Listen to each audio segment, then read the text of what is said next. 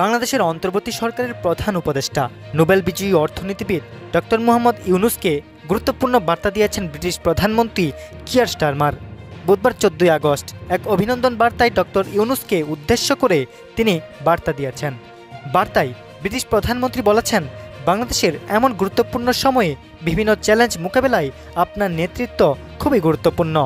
বাংলাদেশে শান্তি, সমৃদ্ধি ও আইন শৃঙ্খলা পুনরুদ্ধারে ব্রিটিশ সরকার আপনাকে সহায়তা করতে চায়। দুদেশের দ্বিপাক্ষিক সম্পর্কের বিষয়ে কিয়ার স্টারমার বলেছেন, জনগণের সঙ্গে জনগণের গভীর সম্পর্ক এবং কমনওয়েলথ মূল্যবোধের মাধ্যমে বাংলাদেশ ও ব্রিটেনের মধ্যে দৃঢ় সম্পর্ক রয়েছে।